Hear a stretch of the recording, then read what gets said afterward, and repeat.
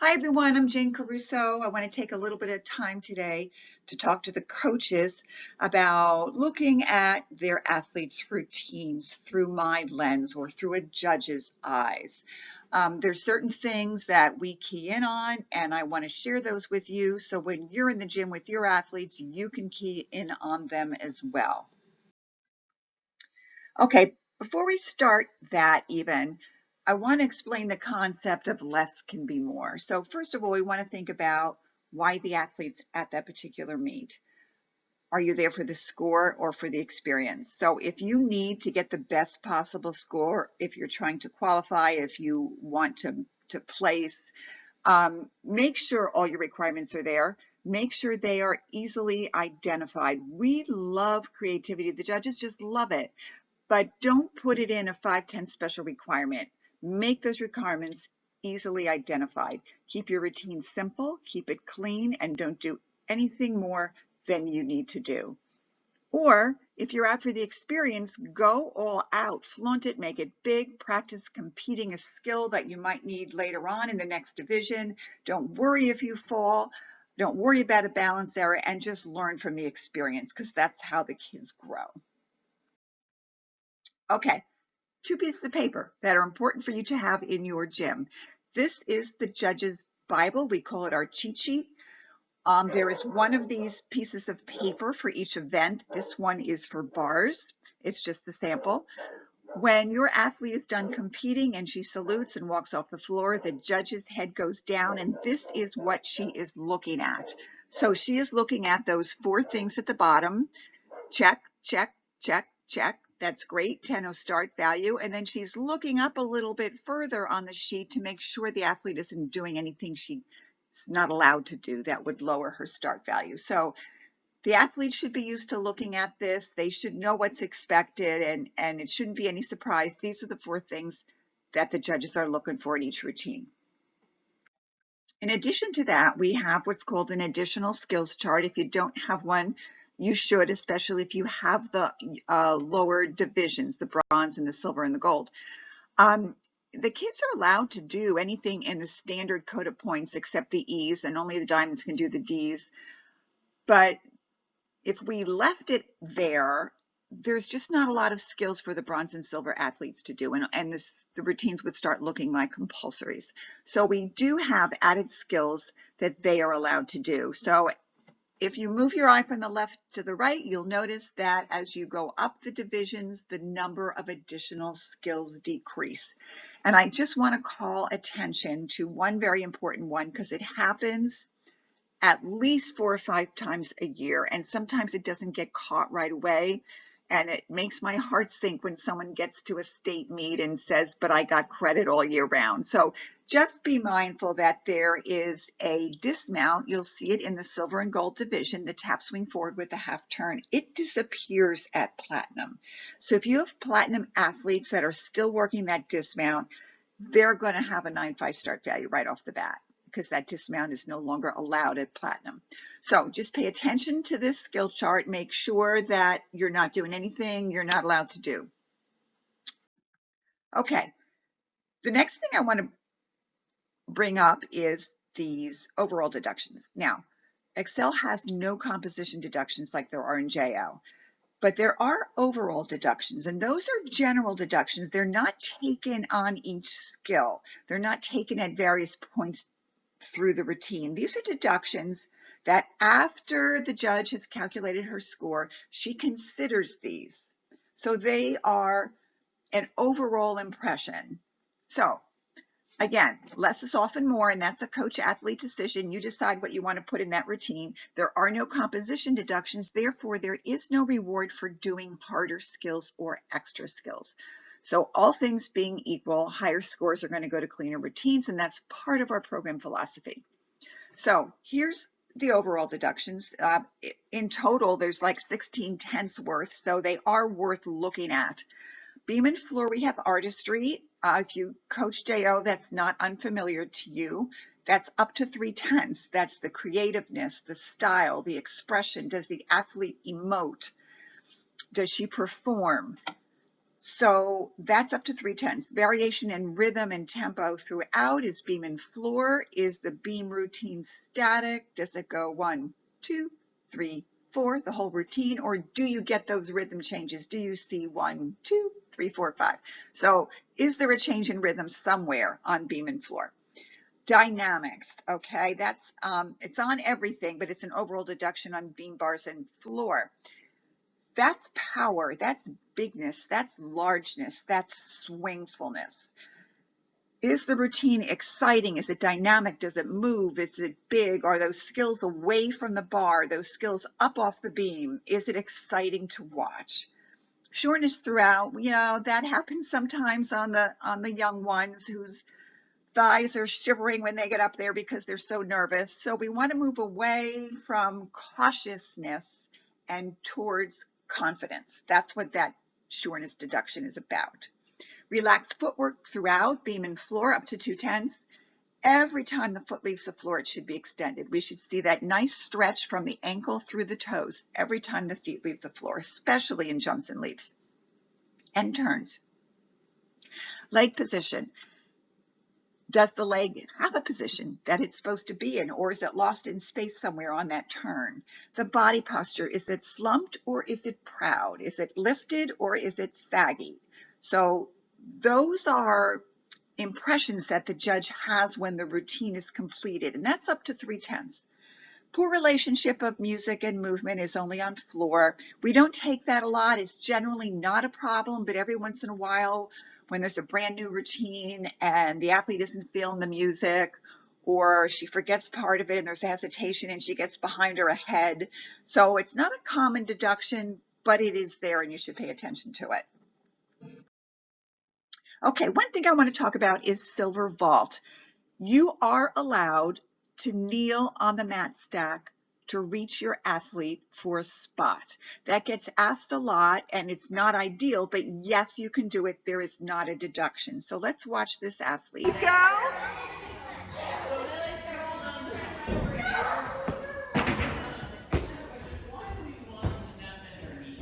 Okay, so that coach is kind of backed up against the wall there, but it's perfectly fine for her to be kneeling on that mat stack. Let's watch a second example. This is a coach leaning on the mat stack.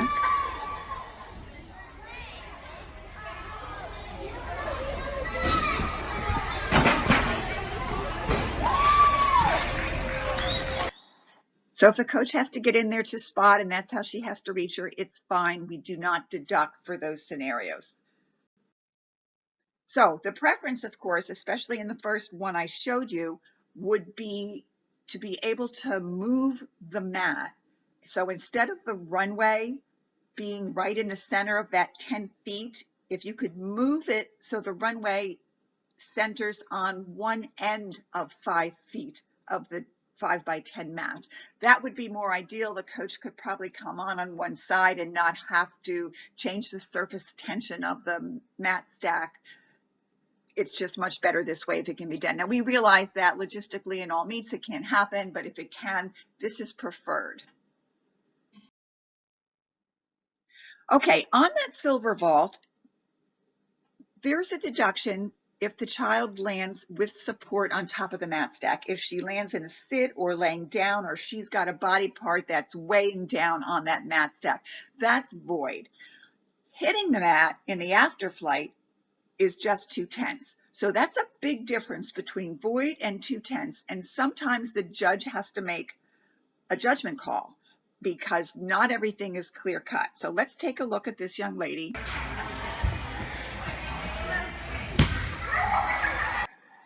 Okay, so what did you see? Did you see her hit the mat stack on the way over, or did you see her land on top of the mat stack?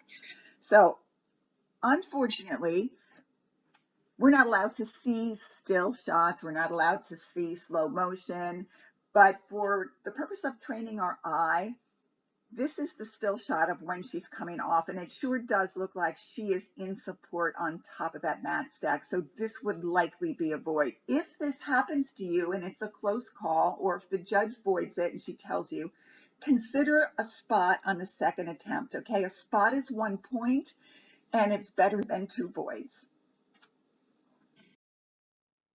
Okay, piece of advice. Don't make the judge guess. Again, I'm going to emphasize the judges love creativity. And I will tell you that our Xcel athletes are so much more creative than our JO athletes. They come up with all different kinds of things, and they're fun and they're entertaining, and we love to watch them. But don't put it in a 5-10 special requirement if it's something new and different, or ask me first. Send me text me a video clip and I'll tell you what I think. Let's watch this young lady.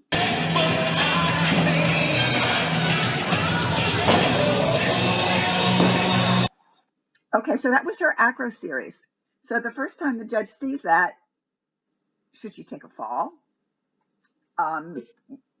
Do I give her series credit? She didn't land on her feet. What am I supposed to do with that?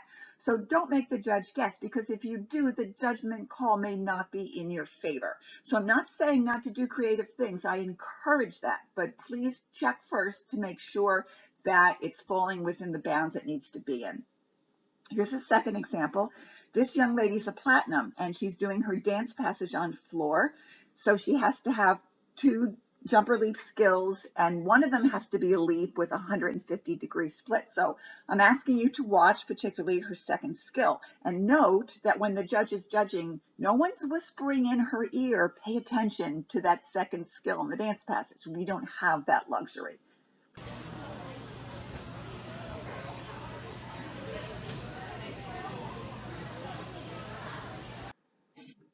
Okay, so I'm not sure what that skill was. I've never seen it before. It came off of 1 foot, so I'm calling it a leap. And somewhere in there, I think there might have been a side kick or something to 150, so I can probably give that credit. But again, don't make me ask. That's a fantastic leap. It's lovely. I love it. We enjoy watching that, but maybe put it somewhere else in the routine. Or get it evaluated. You send it to your regional technical chair and she will send you back something written that tells you that it's fine. Okay, this is really important, coaches. I need you to count your skills, especially on bars and beam. And I'm going to show you a gold routine here. The gold athlete needs 6 A's. She needs a skill that goes to horizontal. It could be a cast, it could be a clear hip. She needs a 360-degree circle, and she needs to dismount off the high bar. Okay, so let's watch this. I'll count the skills with you. Pullover is her first skill.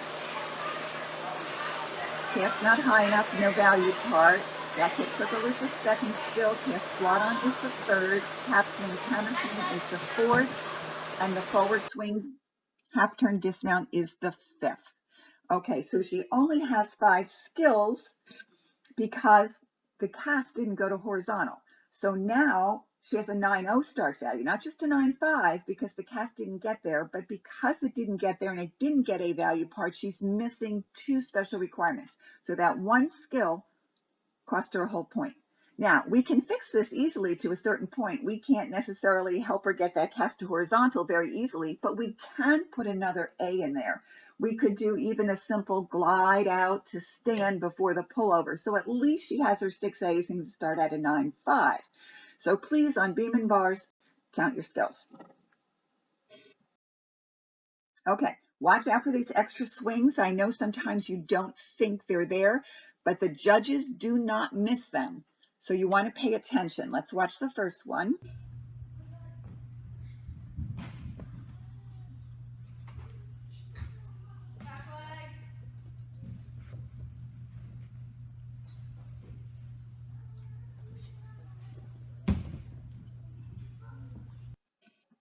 Okay, so she has 2 extra swings. They are 3/10 each. 6/10 is a big deduction.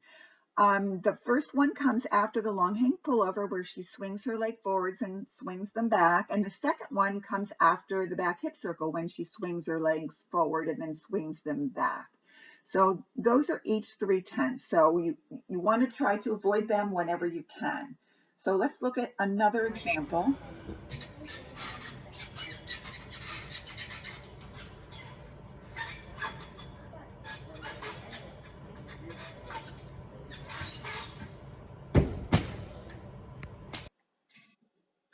Okay, so she has one extra swing also, and it is again after the back hip circle, but note that the cast went above horizontal. So this platinum athlete, even though she's getting 3/10 for that extra swing, can still get that cast to above horizontal as an A value part and as a special requirement. So just watch out for them because sometimes you don't realize that they are there. Okay, watch out for skills that are in the same cell. They're in the same box in the code of points. The judges know what they are and they look for them. So let's take a look at this young lady.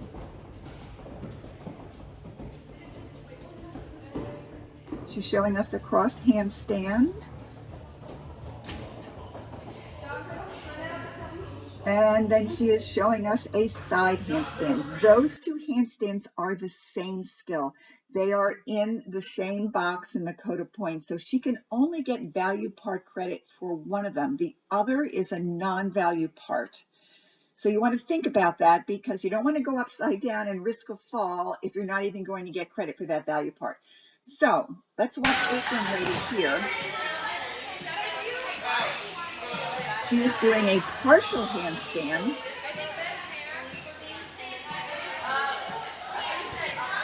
And then she's showing us a full handstand to a stretch jump.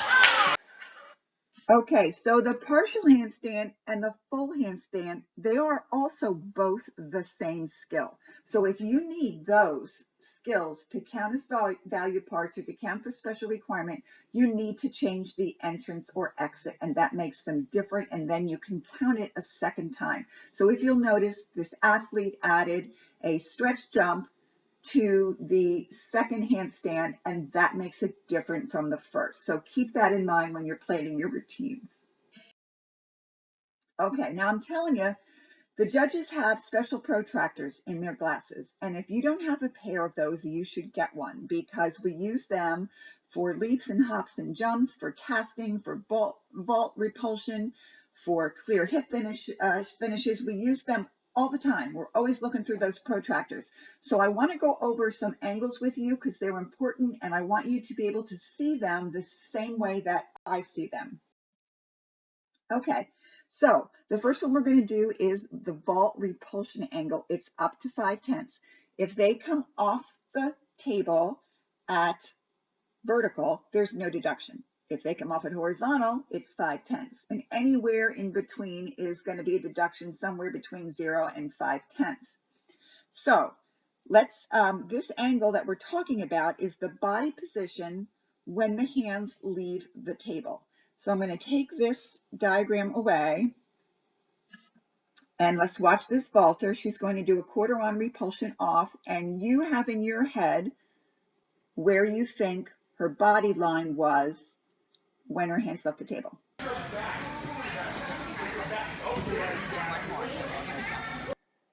Okay, so do you have a picture of that in your head? Because the judge sure does. Okay, this is where she was. You can see her hands are just coming off the table now. So if I put my lines back up there, it's not quite at horizontal, but it's probably 3.5 to 4/10 of a deduction. Okay, so you want to make sure when you watch your athletes or when they watch each other that you're looking at this angle and where this body position is. You'll note that it goes from the table to the lowest body part, and that's her toes. Okay, we're going to look at one more example. I'm not going to put the grid back up, but just know in your head the vertical is 0 and the horizontal is 5. And this young lady is going to do a handspring on with a half turn off. So again, I'm asking you to just get in your head where you think that angle of deduction is.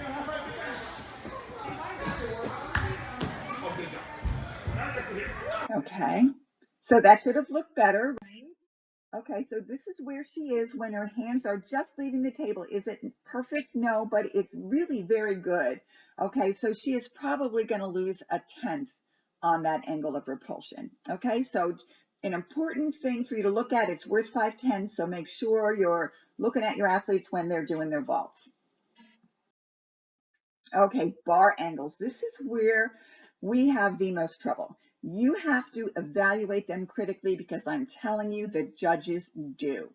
So when the athlete does a casting skill or she does a circling skill that's supposed to come out in the angle that is required by the athlete's division, we are drawing a line with our eyes between the shoulders and the athlete's lowest body part. Okay, so let's watch this first athlete and tell me what you saw.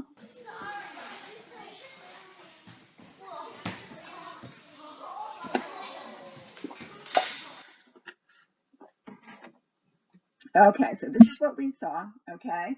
And she's easy to watch, right? She's got a nice tight line. She's got a great body position. She is a platinum and needs to be above horizontal. Is she? Yes, she is. And here's the line I'm drawing, okay? From the shoulders right there through the toes, a nice straight body line. There's no question she is okay. All right, let's look at another platinum example. Again, the athlete has to be a little bit above horizontal. Not much, but above. Okay, so we don't get to judge in still shots, but for practice, we're going to show you. Just looking at that, it sure does look like she's above horizontal. Look where those heels are. But when I draw the line between the shoulders and the lowest body part, she really isn't. Okay, and a good judge is not going to award this because it's not there. So when you have that little bit of sag in the back, you can see the head's up a little bit, the tummy's a little down. So she's maybe not really even at horizontal. She's close to horizontal, but she for sure is not above it. So she would not be awarded her special requirement. So watch your athletes when they're competing, draw that line in your mind and make sure before you put an inquiry in that you saw the same thing that the judge saw. Okay, I just want to go over bronze beam because this is a really question that I get all the time. What are we looking for in the lever or the lever? It depends upon what part of the state you're from, what you call it. So what we're looking for in the lever or lever is a straight line from fingers to toes. That's preferred. Otherwise, there's probably going to be a body position deduction. There is no angle or height requirement of the back leg, so you do not need your protractors to judge a lever, okay? One leg must be off the beam, and the hands must be touching the beam while the back leg is off. Those two things have to be happening at the same time. Sport leg can be bent, it can be straight, we don't care about that. So let's watch this young lady show us a couple. Okay, that's a pretty decent lever, like it. Here's one with poor body position. Here's one with the bent knee in execution. And here's one that does not count. Her hands never touch the beam. It is no longer an acro skill. Okay, so if you have bronzes and they're working on levers or levers, keep those things in mind. Okay, verticality or verticalness is really, really big in the gold especially. We are looking for the hips to be over the shoulders with a stretched body line. Okay, so let's watch this first athlete. Just kicking to a handstand. Is she there or isn't she? Yeah, she really is. We're not worried about the leg position. The legs can go anywhere. The legs don't have to be vertical. It's that line that we need to see, hips over the shoulders. Okay, so we want to remember that as with this athlete, headstands are considered vertical. This is fine. She's got a stretched line between the shoulders and the hips. She's okay for her vertical skill. Okay, the back shoulder roll through that stretch position, that is okay. She is stretched between the shoulders and the hips. It's a straight line. Those skills count for vertical skills for gold. What won't count is a candlestick, because a candlestick, even if it's nice and stretched and pretty, it has ultimate support on the back, and that is going to round that part of the body, and a candlestick will not count. So please don't use that and expect to get vertical. Okay, I really need you to watch this for your platinums and your diamonds. I need you to pay really close attention to it because I'm telling you the judges do. We have a lot of athletes that are doing series. They might just be starting. They might do a handstand swing through to a cartwheel, or a cartwheel to a cartwheel, or something that requires them to kick in between the first and second skill. So that kick cannot go higher than 45 degrees. So if you look at my diagram here, 45 degrees is not very high. 90 degrees is up there. That's a definite break. Okay, so let's take this away and let's watch this example. This young lady is going to show us a cartwheel, cartwheel. So I'm asking you just to pay attention to the kick between those two skills.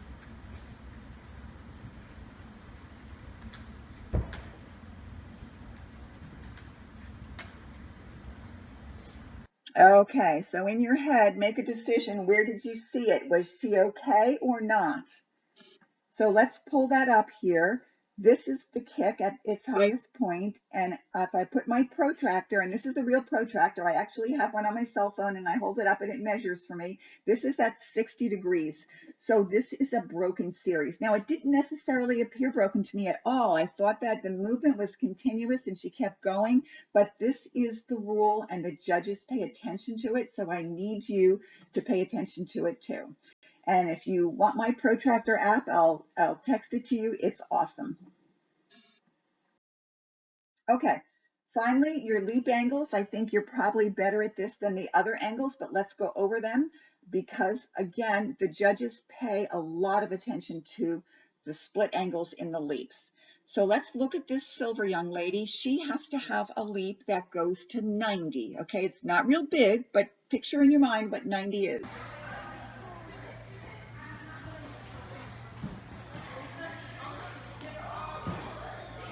Okay, so did you see 90? Okay, this is the maximum split she showed us, and when I hold my protractor up, it's 78. So she has a 20-degree forgiveness, they all do, so she could be at 70 and still get the A and still get special requirement, but she's going to get a deduction. So if it was at 70 degrees, she'd have 2/10. 78, we'd probably just take 1. But you want to get familiar with what 90 degrees looks like. Okay, let's go to the golden platinums on beam. They need 120. So let's watch this athlete and see if we think she's reaching 120. Okay, so this is what she looked like at her maximum split, and this is actually 130. So she is just fine. No deduction at all for her. It was a little low to the beam, and I might take an amplitude deduction, but her split was fine for value part and for credit. So that's what 130 looks like. 120 would be just a tiny bit less. Now the diamonds, they have to be at 150. So let's look at this diamond. Now she's not going to do a leap. She's going to do a jump. So you know what to expect. Here it comes.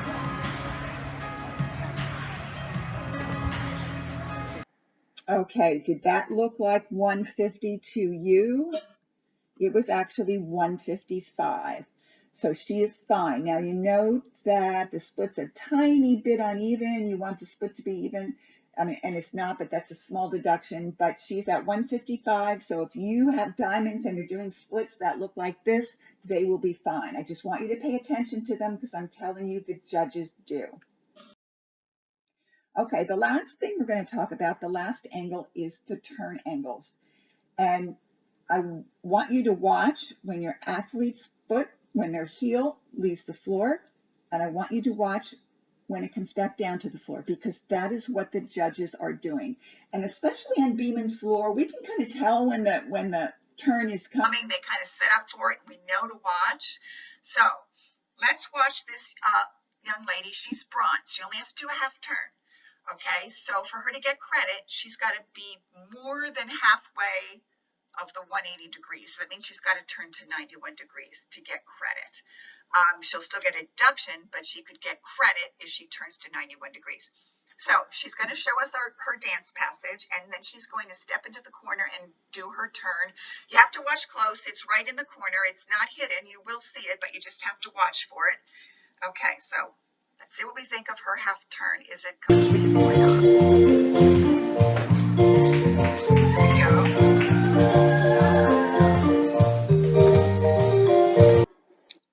Okay, so did you see where her heel lifted and landed. It lifted in a fine position. I'm going to show you where it landed. Now, her body is turned around enough to get credit. That's not the problem. But we're not looking at her body. The judges are looking at her feet. And this is where her foot dropped. So I'm looking at that right now and thinking, those judges, I can see their black tables across the floor. I don't know what they're seeing over there, but it might be different from what the judge standing right where we are is seeing. So position makes a lot of difference. I would just be really careful if you have an athlete that tends to sickle their feet, that it's clear that they're getting all the way around. So watch where the heel lifts and where the heel comes down, because the judges are doing that. Okay, last example I have for you is on beam. It's the turn angle again. This young lady is going to do a full turn. Okay, so she has got to be completed 1 degree past 3/4. Okay, that means she has to get to 271 degrees. So I'll tell you, just to make it easier, she's going to do her full turn facing the bleachers. So 3/4 of the way around would be facing the florist mat. So we have to get a little bit further than that, and let's see if she does it.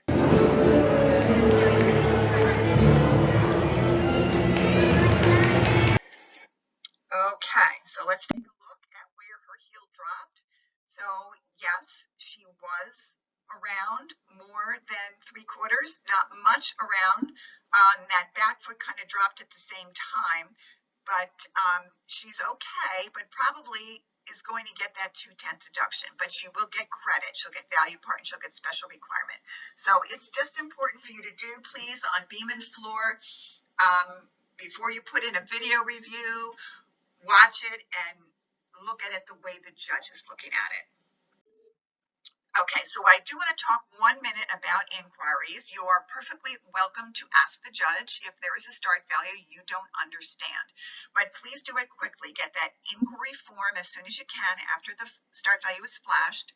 Fill it out, everything. Please put the name and the number and everything, the event, because sometimes it's hard for us to trace it down if it doesn't have all the information. Give it to the meet referee or the meet director. During the coaches meeting, the meet director will tell you where to get the inquiry forms and who to give them to.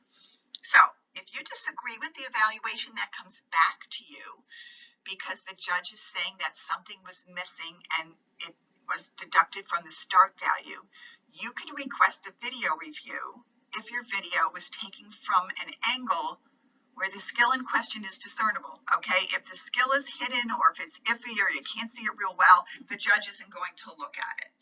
Okay, so you cannot request a video review on a judgment call. So that includes the height of a cast, the completion of a turn, the connection of a series, or general execution. But you can ask for a skill that affected the start value that the judge tells you was missing. Now, please know that there is a difference between the judge telling you the full turn on beam was missing or the full turn was incomplete. Okay, if she's telling you it was missing and you have it in your video, by all means, you can submit a video review.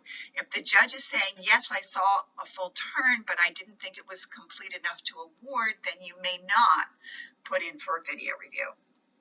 Okay, some of the other reasons that you can ask is if the feet hit first on a vault or a dismount or a landing, because the vault might have been voided or the dismount might not have gotten credit because the judge felt she didn't see her feet hit first. Well, if you have a video that clearly shows that the feet did hit first, you may use that video. If the gymnast caught the bar on a release move, sometimes it's hard to see if the athlete actually touched the bar. So if you have a video that shows she did, by all means use it. You can use it to see if the gymnast went out of bounds. Now, that's a little tricky. You have to have a good angle that's actually showing the athlete's foot staying in bounds. Okay, so make sure your view is good before you submit it. And you have the opportunity to submit a video review if an athlete was deducted for a spot and you didn't touch her. And that happens mostly like on balance beam with the athlete's first back walkover and you've got your her hand there 2 millimeters from her leotard, and she's rocking back and forth waiting to go, and then you move your hand real quick. So if the judge thought she saw a spot, she takes a deduction, and if your video clearly shows you didn't touch her, that's the time to do a video review. So those are the key points I wanted to share with you today. I am always open to questions. In the chat room today, you can text me, you can send me an email, so don't be shy to ask something. Don't be shy to send me a video on through a text if you question whether something will get credit or not. So thanks for joining. This is my email. If you want to use that, you can text me here. And I hope this was helpful, and I hope you have a great rest of the day here at Xcelebration.